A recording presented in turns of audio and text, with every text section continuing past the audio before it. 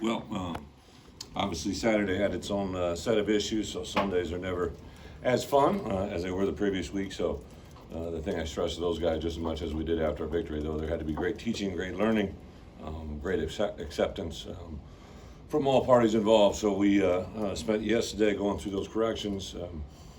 At the end of it, I bring them back together and have a little review of everything: offense, defense, special teams. Talk about a few coaching points, and then turn the page and jump into our Virginia prep. So, unlike the result of the two different Saturdays, the Sundays almost have to be the same, right? So, like, you have to understand to get where we want to be in the end. We just need to keep moving forward. Obviously, the result on Saturday night wasn't the same, but the effects of what we have to do on Sunday are exactly the same. So, one of the things I encouraged them is, I thought after success, they had open ears and had a good week of practice. So after defeat, they had to have the same process to move forward. So thought they handled it yesterday fairly well from an injury standpoint.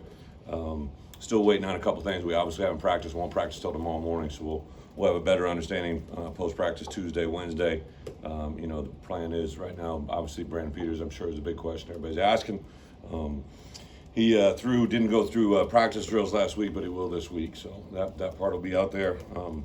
Whether or not he's available on Saturday will to be determined yet. He isn't fully cleared to take contact. So as we go forward, that's where we're at there. A couple guys got banged up. We still haven't had a final determination with Keith. So obviously a good player that nothing significant. He's not gone for the season. It's just a matter of how well his body recovers to come back for us this week or the following weeks thereafter. So we turn our attention to Virginia. Have tremendous respect for Coach Mendenhall. He and I have known each other for quite a while. Kind of have a lot of the same beliefs, same thoughts. As I began to understand their preparation last spring, really looked into what their program, followed a lot of their news feed, and he has three core principles that marry a lot of the same things that we do. You hear it repeatedly a lot from their players. He obviously took over a program at Virginia. Has really turned the tide there. I believe they're 18-2 in their last 20 home games, so they're doing a tremendous job at home, which we're traveling to for the first time as a staff with our group of players. So a tremendous task in front of us. I think offensively, they played 4 different quarterbacks on Saturday, and it sounds like they plan to do the same throughout. They kind of have a quarterback package, and they have a little bit of a different offset Wildcat type package that he calls those guys football players, and that's exactly what they are. Offensively, I think they're led by their slot receiver, number 4, Billy. As you hear him talk about him quite a bit in his press conferences. He's a guy that embodies everything that they believe in. And on the flip side, defensively, Bronco's a defensive guy by nature and a guy that takes a lot of pride in the way that group plays. Their free safety, number 29, I believe his name is Joey Blunt. All right, he is a very, very talented player, kind of controls everything. You can see they play better when he's in charge out there. So have some new specialists, have a transfer in from Florida as their punter, a couple other transfers, one on defense side of the ball, tight end on offense. So they kind of, like us, have sprinkled in a handful of transfers that have affected their game for this year. So very excited about the challenge. I think our guys will buy into the week of preparation. We'll see where we can go from there. I know you said you haven't practiced yet, but it sounded like last Monday maybe Chase Brown would have been likely to play on Saturday. Did he have a setback throughout the course of the week? No, Chase is he will be cleared. He'll be good to go this week. At least he is into Tuesday's practice. So foreseeing any issues going into the week, which I don't think will be, he'll be cleared. Bret, you talked a lot about football 101. You talked to your guys yesterday. Was there some of that stuff that when you looked at the tape from Saturday that needed to be talked about?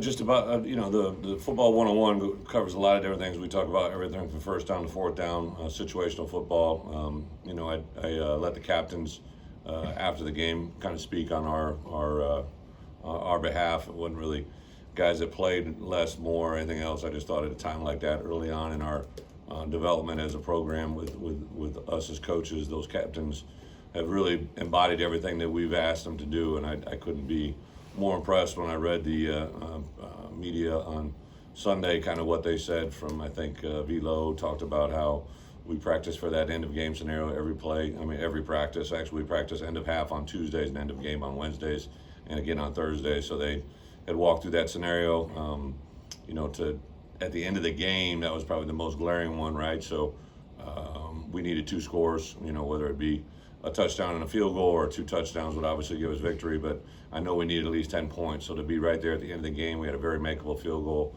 One of the things that gets lost in this performance, kind of disappointed he didn't get anything from a Big Ten recognition, but James McCourt, kicked himself into history on Saturday. But as is the case, you don't hear about those through defeat. So that kind of went bypassed everybody, but he'd hit a 53 and a 52-yarder already. But the biggest hit of the day was obviously, I believe, a 34-yarder, 32-yarder to put the game within a touchdown. Had three timeouts. Our guys had handled everything pretty good to that point, so I knew I had 3 timeouts. So made the decision to go for the makeable field goal.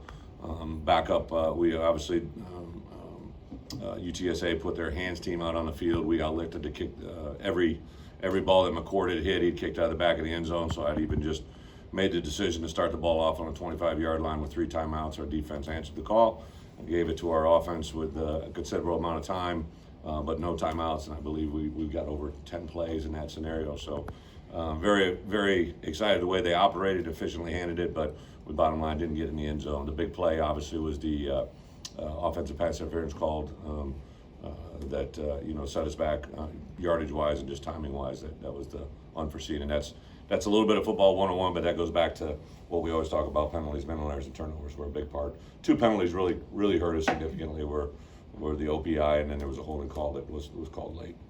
And then the schedule this week and next gets a little compressed each time with an early morning start and then a Friday night start next week.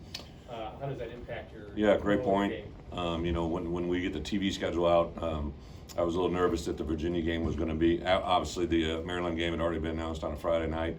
Virginia was one of our further travel games. So I was a little nervous that it was going to be a night game. So I was actually excited. It's actually the earliest kickoff I've ever had as a head coach. It'll be 10 o'clock our time, 11 o'clock there. So got a blessing in disguise there. But one of the advantages to being in the NFL is we actually had to play Thursday night games every year. So I've been well versed in short week preparations, and that's with a game on Sunday. So you actually get a bonus day. The only alternative thing that will change next week, normally our players have Mondays off, but they will actually practice next Monday because we'll give them next Saturday off after the Maryland game. First road game, Coach. Do you feel like having a veteran club helps deal with that a little better? I guess the hostile crowd and the travel and all that stuff. Yeah, but it's just so different for our guys. Like, obviously continuity is a big thing, but I really didn't put a lot into what had been done in the past, right? It's kind of like in my opening press conference, I don't really what's been in the past. I worry about what's ahead of us. But this was our first night game, so one of the things that we did is we stayed in the hotel and did things a little bit different compared to what they had in the past. And several of the players had made reference to how much they had appreciated that because they had actually come over 4 hours ahead of time, spent a lot of time here in the building. So there was some dramatic change even just with our home schedule compared to what we did. Length of the line I walk, length of timing, different things. So obviously we didn't have success last week, but I think our guys are understanding things are done differently. It's not, again, anything that's in the past. It's about what's in front of us. So I think as far as being on the road, it's going to be an early kickoff. I do like the fact that it's an early kickoff, so you just wake up and get going. We actually practice at 9 a.m. Central Time every day of the week, so it's actually very, very close to when we practice. So it's a possible advantage for us to be at that early kickoff. Brett, what's the significance of in-season evaluation, game evaluation compared to maybe training camp? Like, how does that impact you guys as a coach?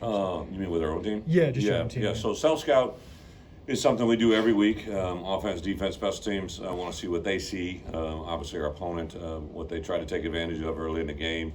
Obviously, it was our second game where I can't believe we're already at game 3, right, out of a guaranteed 12. So to be approaching a quarter of the way into a season is silly to think about because it's just flown by. But we have to be aware of what our opponents see and what they possibly could do against us. On the flip side of it, even though it's just one game that we got from Virginia, and it was against an opponent that they scored a lot of points and held them to minimal defensive, it does good for us to see on film what they've done a little bit because they have altered their path a little bit. But self-scout is very real, and it's something probably after game 4 I would think most coaches really buy into because at that point the film from this season takes a lot more precedence over film of last season. Is that when you kind of make changes if you make any big changes? Oh, no, we'll make changes. You obviously saw Josh McCray. You saw an increased awareness of number one in the game plan, DJ Barker in the game plan. Defensively, I think you saw some new defensive faces in there. Obviously, to lose C.J. Hart was a huge deal, so that was going to naturally bring transition at the linebacker position. And then obviously because Chase Hayden didn't play and Chase Brown, both of those guys were out of the running back room. But I had made a decision to start Jakari and go with those first couple plays. Actually on Thursday afternoon, Friday afternoon, installed it. So that was new to the guys, but it really wasn't new to us as coaches. Bert, we've seen Julian have some packages on the offensive line. Is there a thought to get him more involved with that five? Yeah, so one of the things that we did early on in fall camp, Julian Pearl is a very talented, very long, very smart, great football IQ, good awareness. He's engaged. He really was a guy that was having a good fall camp. Went through a little 2-week phase of maybe not being as strong, and so we had a conversation. And last week he actually played, I believe, on 17 total snaps, and he had 5 knockdowns in 17 plays. So played effectively, very well. Although he hadn't been able to go through a full game or a full week of practice, Palcho played his best football as well. So now to get those guys incorporated, the plays you've been talking about have been like an extra lineman phase. So I think anything we can do to increase the amount of play of our better players is a good thing. Is there a way to get them both on the field at the same time? It's already happened. Yeah, but yeah, there's definitely again, not just at the offensive line, tight end, running back, wide receiver, and on the defense side of the ball. The more we can incorporate some of our players that have shown better.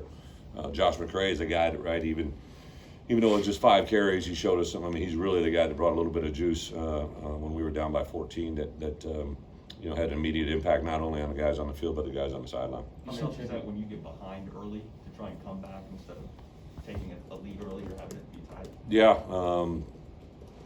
anytime you can play from ahead, I would guess that most coaches would venture to say that's the best position to be in. Statistically, that's always going to be in your favor. But I told the guys, listen, I wouldn't be surprised. At some point early in the game, we faced a little bit of adversity, so I don't think it came as a shock to them. I knew that they were going to be amped up, ready to roll, and depending on how the cookie crumbled, there could be a chance we played from behind. Weren't shocked by it. I think they handled the moment. The big turn, the thing that was frustrating is right before the end of the half when we had that turnover. That play shouldn't have even happened. They had 2 guys in motion. But I told the guys, breaks are going to come our way. You just got to be able to handle those breaks when they come. You mentioned some of the injuries in your opening statement. You mentioned Saturday Mike Epstein wasn't able to finish the game. Where's his status at, or is he still going through testing, or do you know yet? I didn't know Mike didn't finish the game. Mike carried the ball, I guess, on the last third down play. At the end of the game, because of the protection issues and where we're at, he didn't finish. Mike is a guy that's been on a maintenance plan since we've been here. Before I got here, he had injuries. Also had surgery during the out of season. That's why he didn't join us till halfway through the summer. So Mike's just constantly in an evaluation process. We limit his number of opportunities both during the course of the week with maintenance and him, Palcho. There's probably 5 guys that are in that same boat. What about Chase Hayden? We saw Yeah, so Chase, unfortunately, last Thursday, first time in my head coaching career, got stepped on and affected his ankle, so he was unable to go Saturday, but there's a really strong possibility he'll come this week. I guess, before the season, Tony talked a lot about having 5 running backs, and it was great because it doesn't always end up being 5 in the season. You've been in that situation. So what would you kind of say, you've seen that group do as they've kind of had to shuffle things early? Yeah, so in the spring, we had obviously Chase Brown, Chase Hayden, Reggie Love, and Jakari Norwood. Josh McCray was not in that factor, and Mike Epstein was not in that factor. So during the course of the summer, you realized pretty quickly that Josh had talent. Obviously, Mike, it's shown on film. We just didn't know what he had brought to the table. So now you're actually in a situation where, you have 6, and then a guy like Jafar Armstrong would actually play running back at Notre Dame. 7 guys on your roster who look like they could play Division I football. So we just haven't had all those guys present for either one of these first 2 games. So, whatever number that ends up being, but I still feel very, very good about our running back numbers and the talents they have. They're all kind of a little bit different. And we'll just kind of, as coaches, I think we have to make sure we piece together a plan that takes advantage of each one of them. Brett, Brandon obviously clearly won the quarterback job. When he's healthy, is he your starter? I think that's a great situation or a great conversation when it becomes real. I don't. Sure. You know, last week BP wasn't cleared. As of right now, he's practicing, but he's not cleared.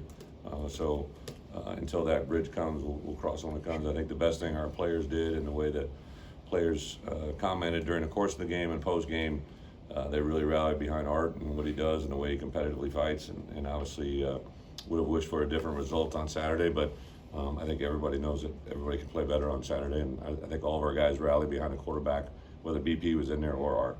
Obviously, Art's made a big impact already. Like, what have you seen from him? 2 games. You know, again, just a steady guy. He's locked into it. There isn't any, once he makes a decision, that decision is made. I did like the fact he gave us a couple first downs by running with a football. I don't think properly on the scouting report they have him labeled as a running quarterback, but he's able to convert and do some things there when the defense gives it to him. I think he's still, you know, bottom line is, you know, here's a guy that joined us midsummer when coaches weren't around him.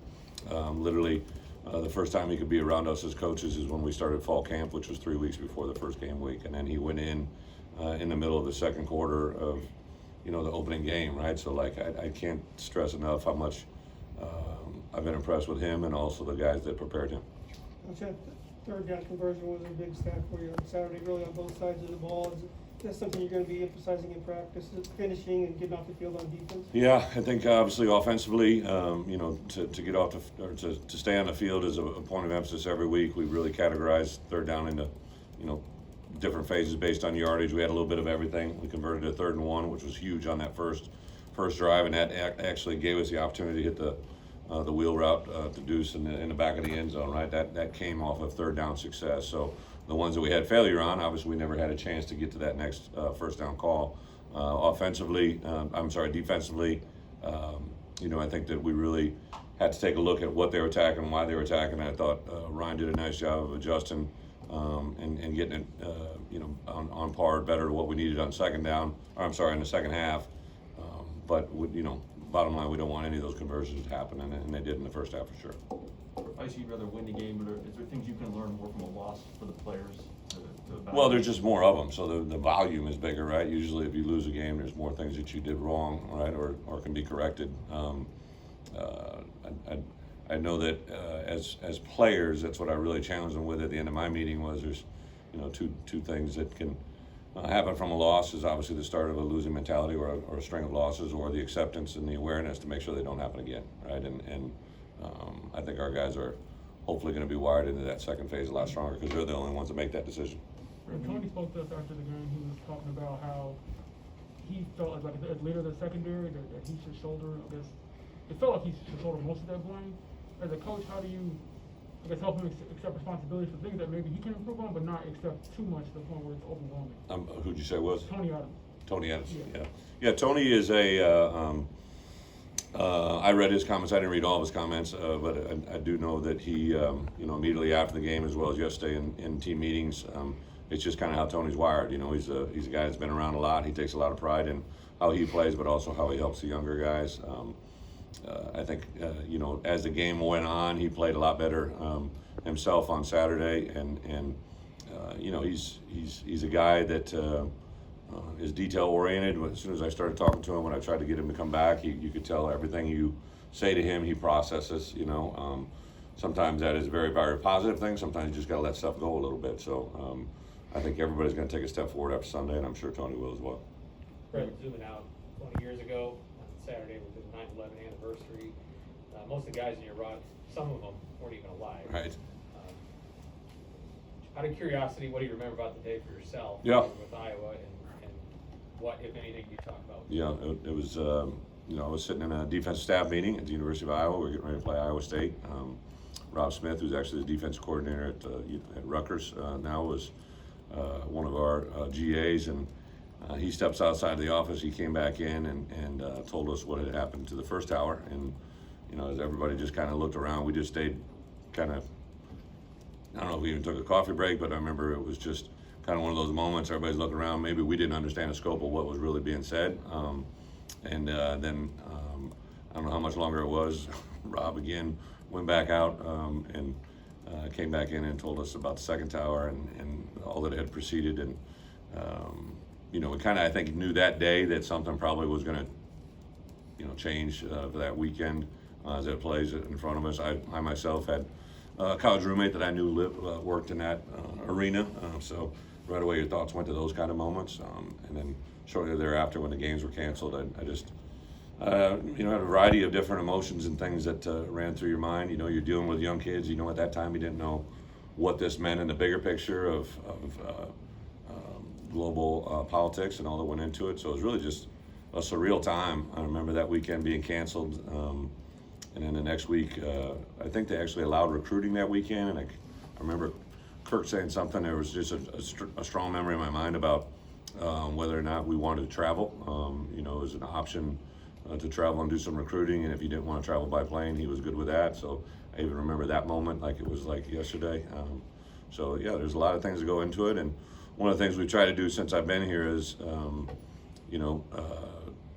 understand it is bigger than just a football game, right? So we'll talk about holidays, we'll talk about memorials and different things that are in the bigger picture, and I'll ask kids to explain it, or I'll put it up on the board and talk about a history lesson, difference between Veterans Day and Memorial Day and stuff like that. So it's something that we'll definitely take pause and mention as the week goes on.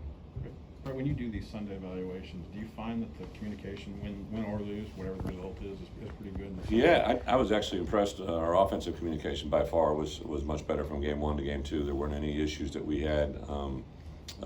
Just a simple thing, it doesn't, it kind of gets lost in the shuffle, but at the end of the game, for us to be able to play the scenario out as we did, to have 3 timeouts, which means you didn't have to burn anything before then, was absolutely critical. And a million different things. Unfortunately, we had to go through. It was interesting, right? So we're playing Coach Mendenhall, and he took over. I believe it was in 2016, right, at Virginia. And I looked back at some of his articles throughout time, and then I've listened to a lot of his interviews, and he talked about he lost to a FCS team early in his first year there, and really described how that became a turning point where they moved their offices in the stadium, and he talked about protecting his home. And since that point, they've gone 18-2. And I thought about, as a coach in transition here, I had to endure that on Saturday. And as much as I didn't like it, don't appreciate it, don't understand it, don't want to accept it, it's real, it happened. And if I ignore it like it never happened, it's never going to be something you can learn from. So we definitely had to take that and move forward. And communication is something that, in my opinion, has to be ironed out before game day. If you wait to game day to figure those things out, then we're going to be in a world of trouble. I apologize. What I meant by communication is we heard a lot from Ryan today of, hey, that's my fault. I didn't put you guys in a good enough spot. Like, do the players appreciate that, hey, the coach is evaluating himself? I never give our coordinators how to talk to their players. I listen to them. Right. With the way our meeting rooms are structured out, there's a team meeting room and there's a defensive meeting room. Sure. So I went into the offensive meeting room and listened to Coach Peterson talk to the offensive players. So obviously, Sure. I didn't listen to Tony. I know Ryan is a very conscientious, very detailed, very prideful. Probably one of my favorite hires since coming here. Just the fact that I think I share a thought process with him that is very similar, even though we're a little bit different in age, totally different backgrounds. I just really appreciate how he handles his business, and I know from the moment we walked off the field to where we are today, he said that repeatedly to me. But I think the players appreciate, in this world that we're in right now, more than anything, I think they appreciate honesty and sincerity. As a coach, if you just turn the fingers, and point them at them, you're never going to get anywhere. I think you have to accept anything responsibility-wise. And as a head coach, I do the same. How do you think Isaiah's adjusted to, quarterback, he's able to see the entire defense? How do you think he's adjusted to making plays? Well, he can't see the entire defense, but he has to make a play with the defense kind of bearing down on him. A lot of you guys know Isaiah longer than I have, right? So I've been around him since, basically January. I met him briefly in December. But Isaiah is a very aware, very present, very in tune with a lot of things that aren't just in front of him. So I think you're exactly right. The more football he learns at the wide receiver position is only going to benefit us. But like I told him last year after the first practice he had at wide receiver, I know we're going to get the question like, hey, you wasted all this time playing quarterback, right? And that's the complete opposite, right? For all the years he played quarterback, he learned how to read coverages, understand leverages. 2 of the most critical plays he made on Saturday was he understood where the defense was and where he needed to get and make adjustments off of it. The more he has relationship with BP, and Art and RJ, he can't throw the ball to himself, right? There's plays where he's going to play quarterback, but the more relationship he has with the quarterbacks and understands that, that's only going to help him moving forward. And then just the pure art of catching the ball, right? Avoiding tackles in the open space. Like he hadn't really, as a quarterback, you're always coming at the defense. As a receiver, all of a sudden you're getting, tackles from a variety of different angles, so it's a different game for him. Okay, thank you.